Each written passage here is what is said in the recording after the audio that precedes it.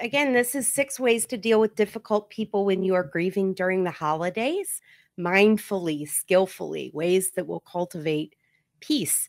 And this webinar is inspired by a blog I wrote. So if any of you follow my blogs, there actually is an article on this, but I thought it would be helpful to dive a little deeper into each of these tactics. And again, for you to learn the meditation that will support you. When I saw this photo of these 3 people out in the world, ostensibly shopping probably for a tree or something, and they look kind of like they could be siblings, maybe. I created a whole story in my head, and the story reminded me of an encounter I had with someone close to me and my family that I love very much. And we were both grieving, and we were actually days before a funeral, and we both just kind of snapped. I don't know if any of you feel free to share if you've been in that situation. And it was over something pretty minor. But the thing is grief, it makes us really raw, doesn't it? And the big things can trigger us, and little things can trigger us too. And again, the holidays can be particularly challenging. So let's look at the first tactic. And this is perhaps the most important one. Maybe I should have saved it for the end, but if you got one thing out of this webinar, it's that when you're facing someone who is challenging you, self-kindness is your first, I don't know if I want to use the word defense, but it can be a go-to, because what happens sometimes is we wonder, what did I do wrong, or what's wrong with me?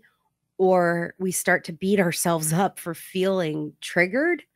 And the tactic of self-kindness is really just to turn towards yourself and say, this hurts, this is hard, this is challenging, rather than going to a place where you might say, I shouldn't be feeling this way, or I'm bad for feeling this way, or, why did I get triggered? I shouldn't be triggered by this, but we are. So self-kindness is about acknowledging the truth of the situation, and then doing something about it. And that might be, as this image illustrates, just bringing a hand to our chest or our cheek, and offering ourselves some words of kindness. It might be, let's say you're at a family gathering around the holidays, and maybe you and your sibling are having a different grief experience. You want to talk about your loved one, and maybe they don't, and it's causing some friction, and you're feeling really just worked up and feel, the tension in your body. You might just need to excuse yourself, go to the bathroom, go to a different room, and turn towards yourself and take a few breaths. That's going to interrupt the stress response and let your heart rate come down and let you think a little bit more clearly. It's going to calm your nerves. So taking breaths, stroking your cheek, offering yourself words of comfort. This is hard. I'm feeling hurt.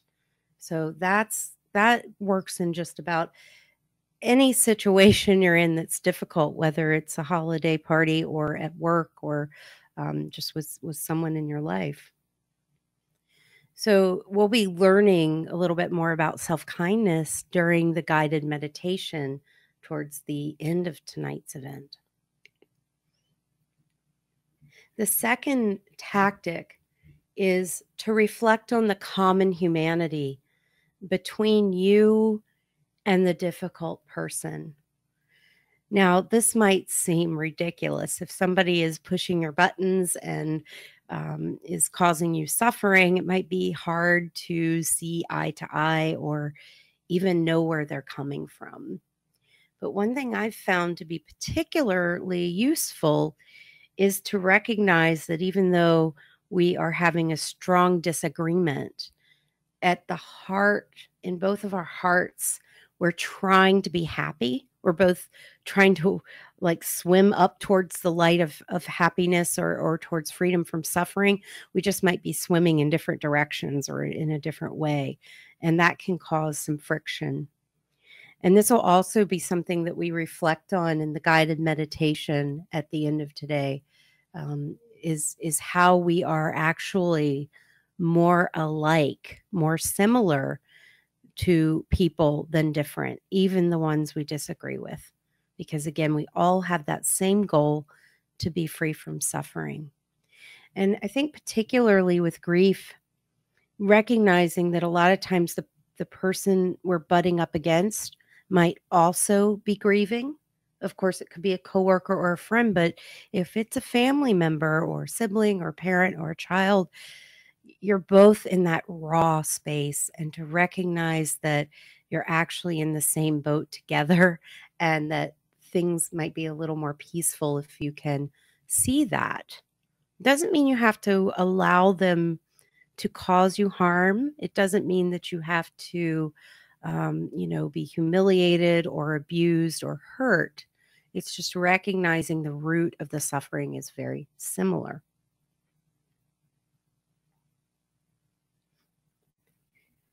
The third tactic in dealing with difficult people during the holidays is communication. And this one I think can be particularly hard because it can be tough to say to the other person, "You're hurting me," or, "What you're saying is rubbing me the wrong way." And of course, if we say it the wrong way, it's probably just going to escalate because they're not going to hear it as what you need. They're going to hear it as a criticism. So finding a way to communicate both verbally and non-verbally, being mindful of your body language and your eyes and your arms and your hands when you are sharing information about how they're impacting you can be really helpful. And I loved this image. When I was looking for images of communication, this popped up, and I loved that it was less about words and more about an image. Because the reality is, while our words carry a lot of weight, how we say them, the tone of our voice, our body language, can go a long way to communicate care and trust. So one thing I've done when I've had to tell somebody close to me that something they were doing was causing me harm is, again, take a breath, because that right there gives you a pause, to unclench my hands, to soften my body, to take the time to look them in the eye, and to slowly articulate what I'm feeling. And, basic, communication classes in college have always taught us to use I statements, but be mindful of those too, because it can turn into like an "I don't like how you're treating me," but just saying, "I'm feeling really hurt right now. This is hard for me." Mindful communication, when done right, both body, mind, and word, can interrupt the cycle of distress and anger in a relationship.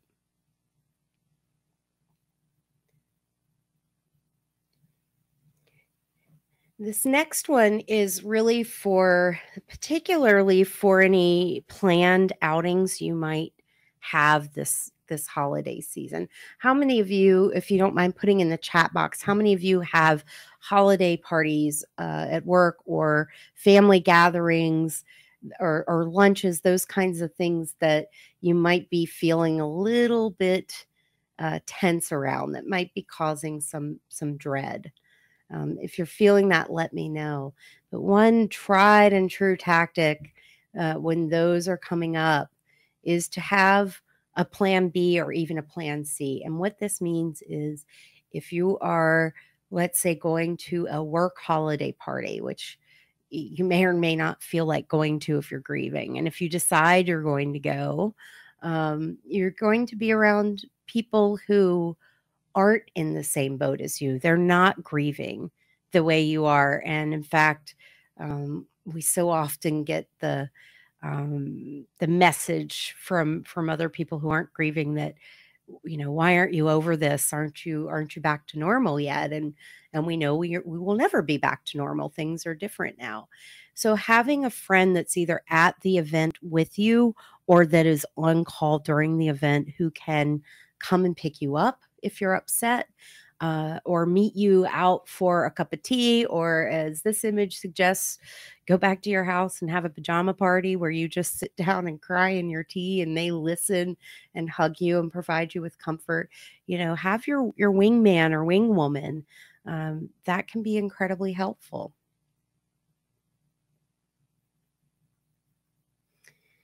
And then this next one reminds me, Lee, you wrote in the chat box, protective cloak.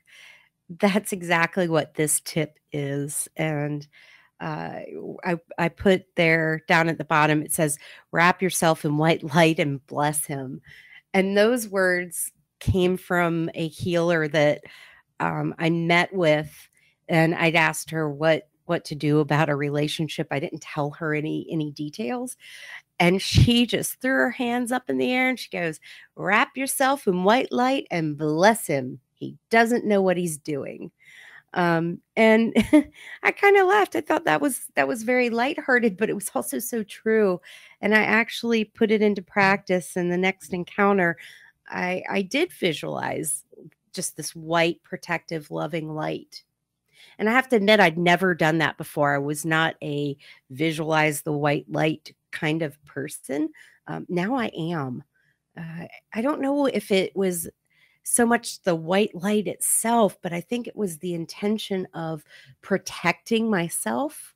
My stuff is my stuff, his stuff is his stuff. And this kind of ties us back in to common humanity, the blessing part. This person is also suffering, and that's why they're causing you so much pain, is, you aren't seeing eye to eye. So that's actually probably one of my favorites too, up there with self-compassion. And then finally, the sixth way is to take a pass, meaning skip it this year.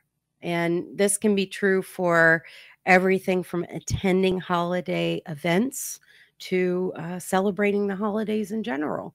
If you feel like it's forced or it's causing you more pain, know that next year you can make a decision about what to do next year. What you decide to do this year is not forever etched in stone.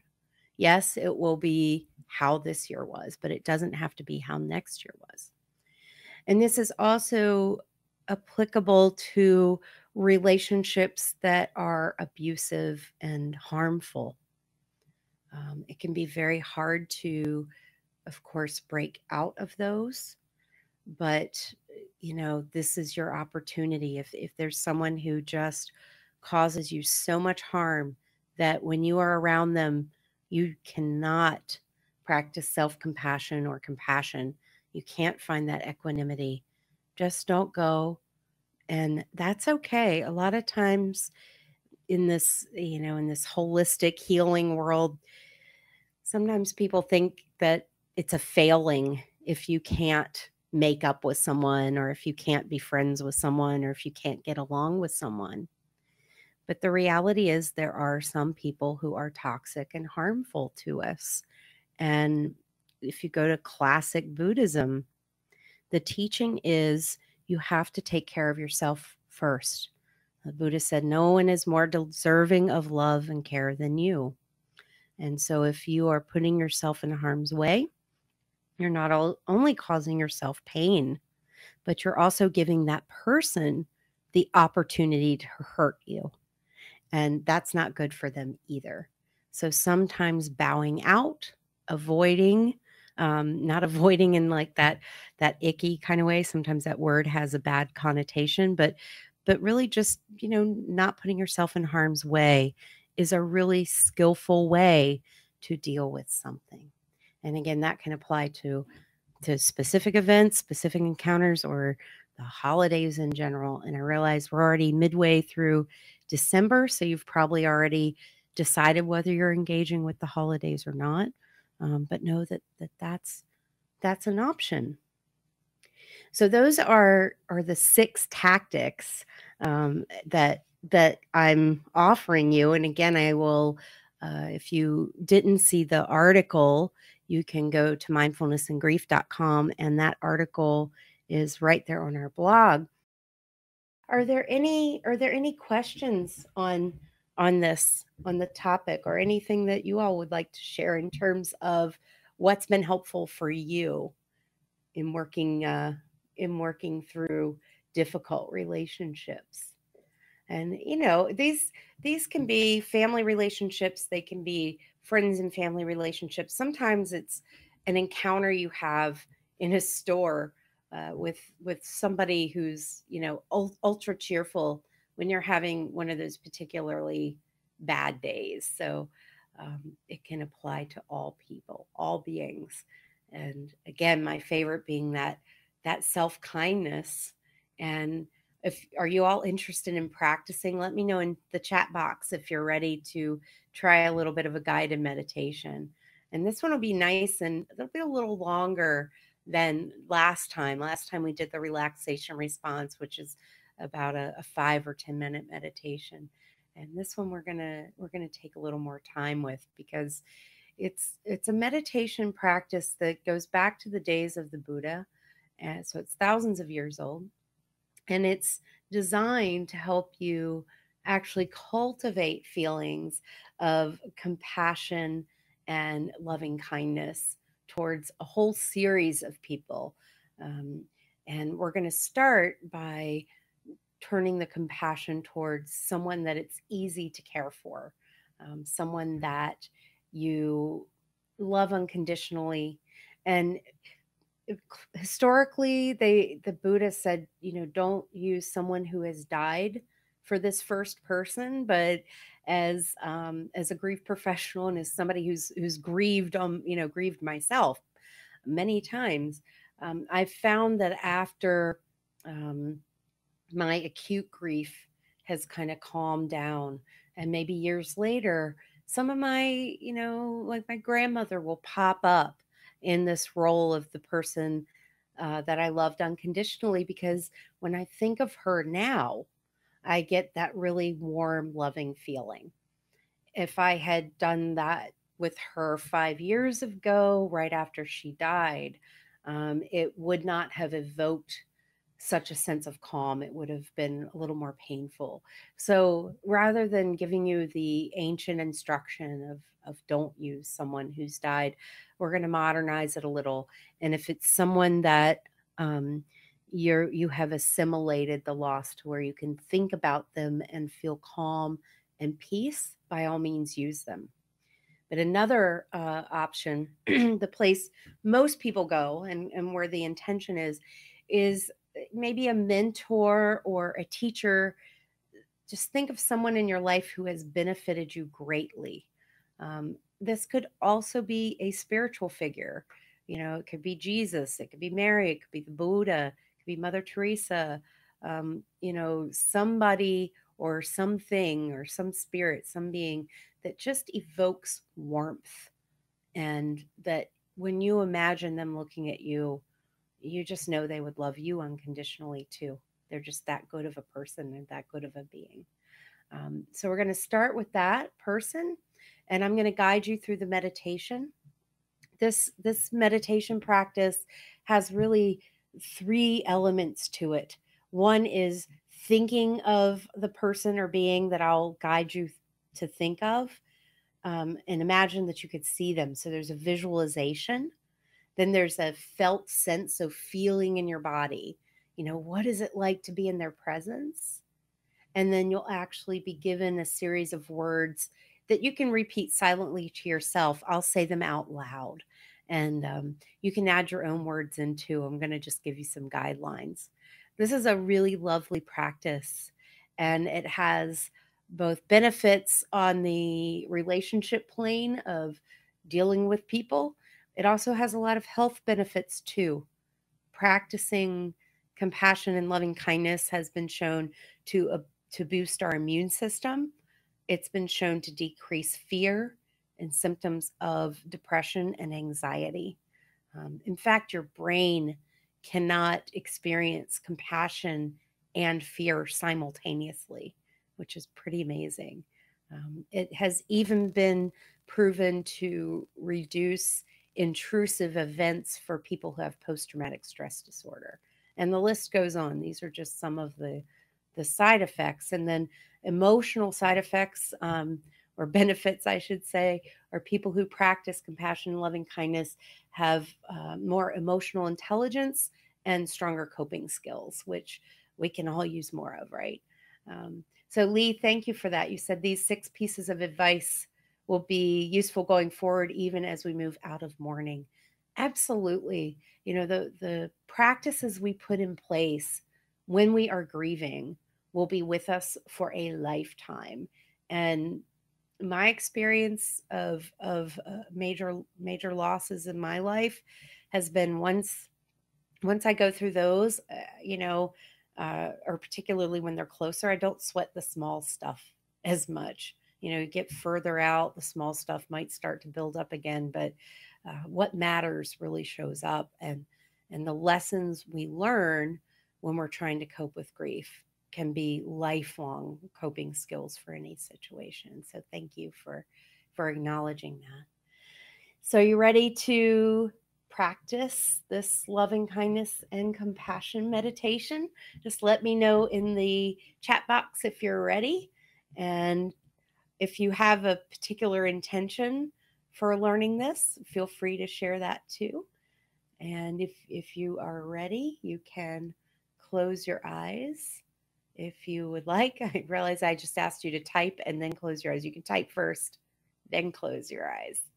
Um, Let your feet be on the floor if you can. If you're sitting in a chair, just flat feet on the floor. And again, your eyes can close if you are comfortable with that.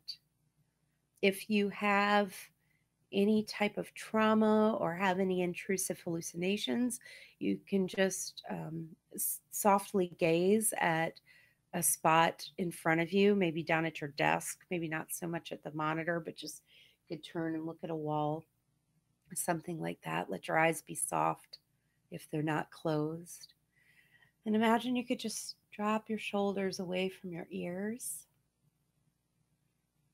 and take a minute to turn your attention in towards your own breath.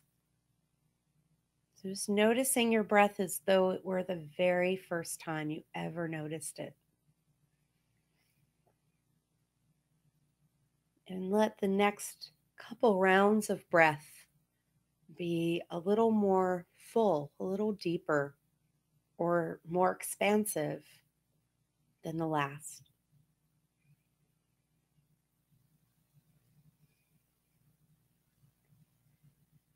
And start to really feel your feet on the floor if you are sitting in a chair. Feel the weight of your body on the backs of your thighs and your buttocks.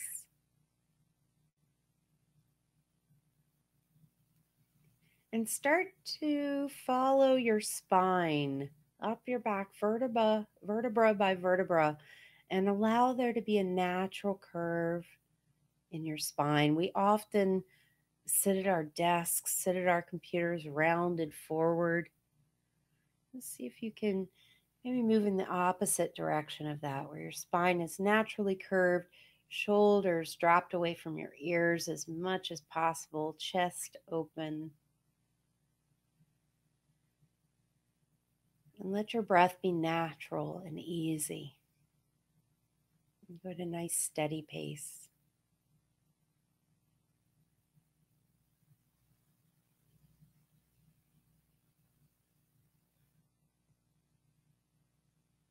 And now bring to mind the image of that beloved being that for you evokes a sense of compassion and kindness and care.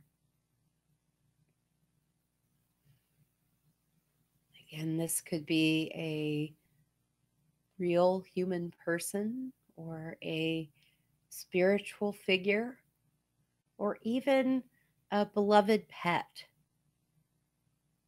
Any living being that makes your heart feel warm. And bring to mind the image of this person or being as though you could gaze upon them, maybe even meeting their eyes and seeing them smile.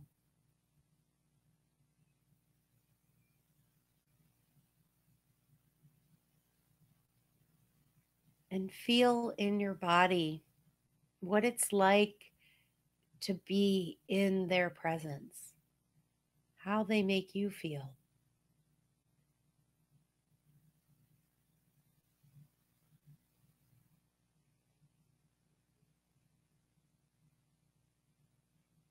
And imagine offering them these words, sending this out from your heart.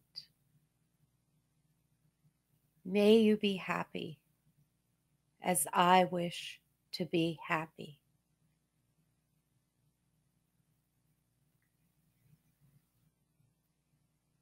May you know peace as I wish to know peace.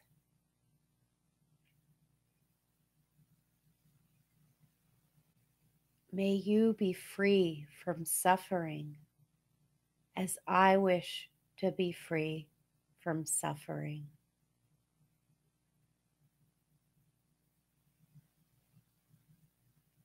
So imagine seeing them in your mind's eye, feeling their presence in your body. And use the next few moments to offer them any other well wishes that come to you, being sure to send them back towards yourself.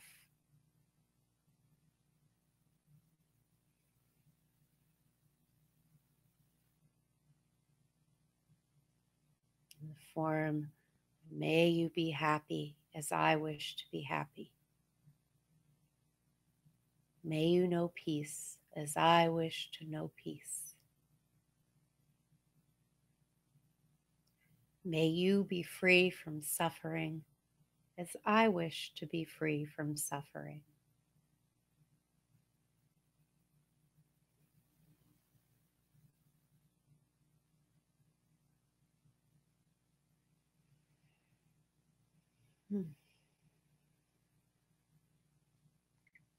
Now let this person or being or animal's image go, but imagine that you could see yourself through their eyes. So as though you were looking back at yourself through this very special person, how they see you as a worthy human being deserving of love and care.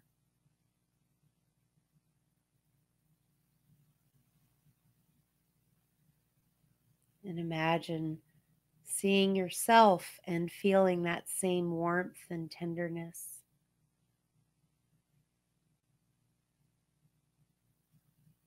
And bring these words, gather them up to yourself. Feel in your body that desire to be cared for, to feel safe. And you might even want to bring your hand to your heart or to your cheek. This is a symbol of care. May I be happy.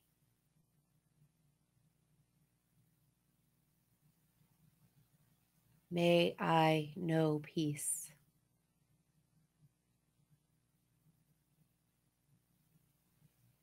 May I be free from suffering. So sending these words to yourself, and more importantly, feeling the intention behind those words. May I be happy. May I know peace. May I be free from suffering. And offering yourself any other well wishes that feel just right to you in this moment.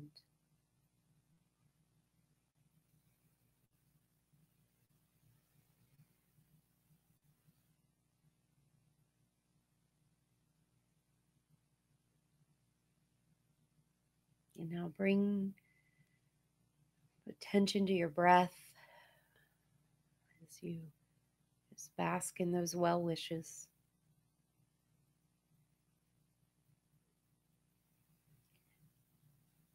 And imagine through your own eyes you could see a friend or a family member.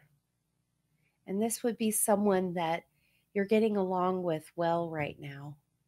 Maybe it's someone who needs a little extra care, or maybe it's just someone for whom you're grateful. And just conjure up their image and imagine meeting their eyes, seeing their smile, and feeling in your body that sense of warmth and care as you did for that benefactor, the first person, as you sent to yourself, and now offering it to this friend or family member as you imagine sending them these well wishes. May you be happy as I wish to be happy. May you know peace as I wish to know peace. May you be free from suffering as I wish to be free from suffering.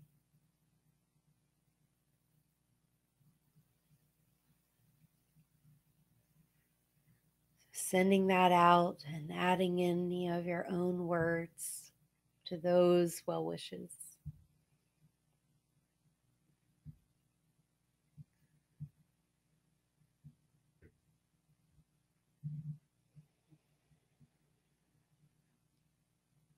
And now let their image go and imagine someone now that you find to be a neutral person. You don't really know much about them. You might not know their name. Someone that you could recognize their face. So maybe they work at your local grocery store or your bank or the dry cleaners. Just you know their face. You don't know anything about them. You might not even know, um, you know, well, anything really. But the thing that you do know about this person that you can bet is that just like you and just like your benefactor and just like your friend and family member, they too have the desire to be free from suffering.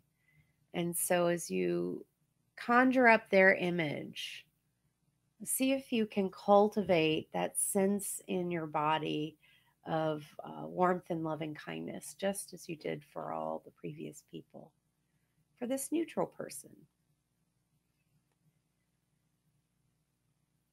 Just take a moment and land on someone and imagine sending them these words. May you be happy as I wish to be happy. May you know peace as I wish to know peace. May you be free from suffering as I wish to be free from suffering. Sending the same sentiment, recognizing the common humanity you have with this person that you know nothing about other than what they look like. And taking the next few moments to offer any other well wishes to them, any other words of kindness.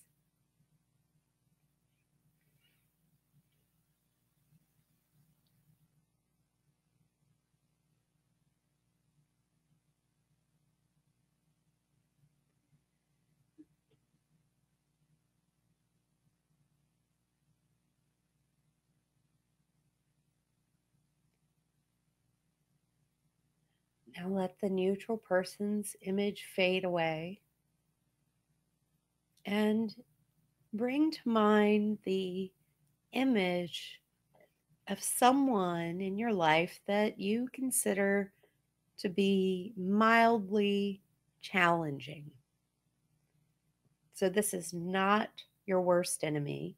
It's not the person that pushes all of your buttons, but someone in your life who you can imagine over the next few weeks you're probably going to make up.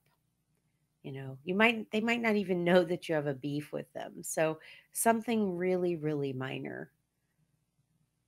And just conjure their image up. Really important that it's not your most difficult person. Let's start with someone low level, irritating. They get on your nerves. They said something a little unthoughtful, unskillful, but you can forgive them pretty easily. And just bring to mind's eye their image and imagine meeting their eyes and seeing their smile and acknowledging that even though right now you don't see eye to eye, at the heart of everything, you both have the same desires to be free from suffering. You're both headed in the same direction. You just might be swimming different strokes right now. And imagine offering them these words. But this time, if these words cause you suffering, if sending this person these words makes it harder for you, you can drop the image of the person and turn them back to yourself. But if you can, if it feels right, imagine sending them these words. May you be happy as I wish to be happy. May you know peace as I wish to know peace. May you be free from suffering as I wish to be free from suffering. So just noticing what that feels like in your body.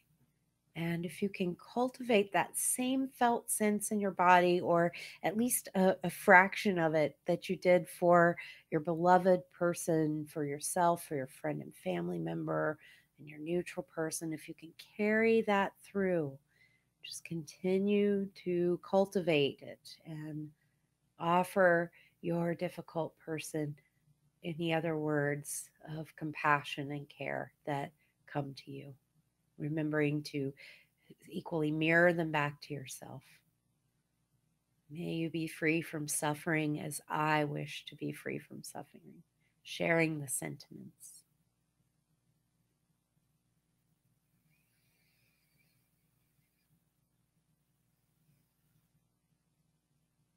Notice your breath, make sure you're breathing. If you're holding your breath, it means there's tension, there's resistance. So you might turn compassion back to you.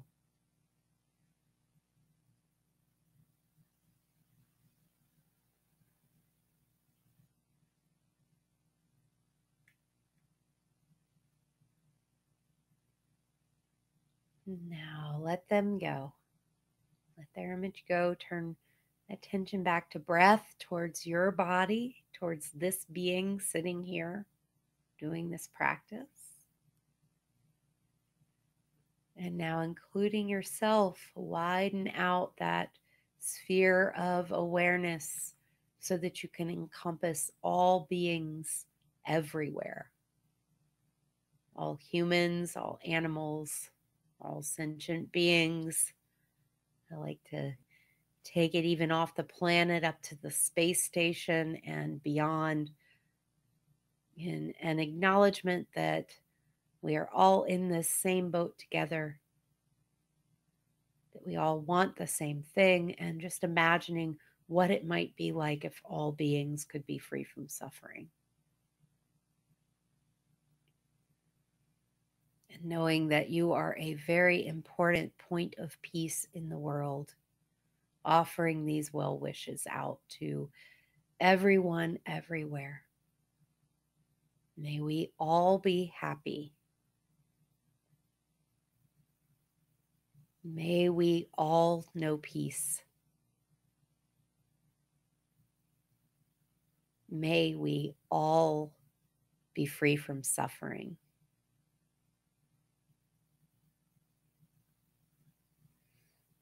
Feeling it in your body, visualizing it in your mind's eye, and offering up these words. May we all be happy. May we all know peace. May we all be free from suffering.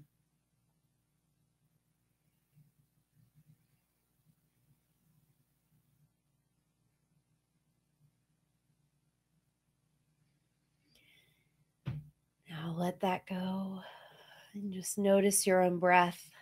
Maybe take a few full breaths and sigh it out.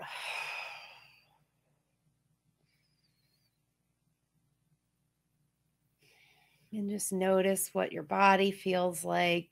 If there's been any shifts in how you feel from when you started to this point in time. And when you're ready, open your eyes, maybe slowly, gently, and turning your attention back to this class here, if that feels right. And I would love to hear in the chat box from those of you who did the meditation, how are you feeling now? What came up, whether it was pleasurable or unpleasurable? And what questions do you have about this practice or the tips we went over? Because I really want you to have some takeaways from this experience. It's my hope that these are going to help you in the weeks, months, years, and lifetime to come. And I'm wondering how many of you think you might practice this particular meditation again.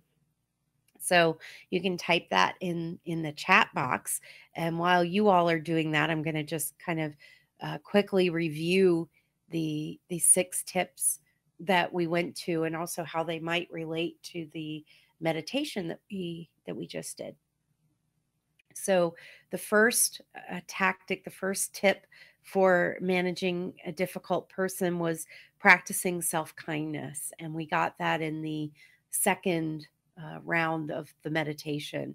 First you fortified yourself with the beloved person. It's classically called the benefactor or the beloved. It could be your best buddy, whatever feels right there. But turning that kindness towards yourself, seeing it through their eyes. And then the second one was reflecting on common humanity and how you and this difficult person might be able to see eye to eye, and that you're both trying to reduce suffering. And we really hit that one directly in that loving kindness practice. I don't know how many of you were anticipating, like Lee just said, she liked the progression. I don't know how many of you anticipated that we might hit the difficult person in the meditation or not.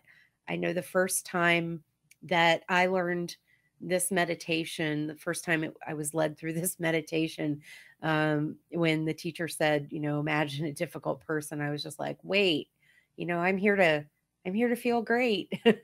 And actually I did feel a lot better after I sent that person loving kindness. My initial reaction was resistance. I don't want to go there. But the skillful advice of picking someone I could imagine making up with, or forgiving, that made it helpful, and it felt very empowering. And then again, the third tip was communicating with compassion, and that's not just with your words, but really your intention behind the words. The intention is to reduce suffering. There's that saying, would you rather be right or would you rather be happy? And sometimes we can maybe find a little bit of balance in truth and honesty with kindness. So truthful kindness might be a way to look at it. And then the fourth was, when you attend events, have your plan B, have your wingman or woman. And then the fifth one was the wrap yourself in the white light and bless him, from that healer And I really wasn't expecting that advice, but it was great, and I'm glad I get to share that with you. And then 6 was just take a pass. You know, you don't have to put yourself in situations that are going to be harmful for you. So take care of yourself first.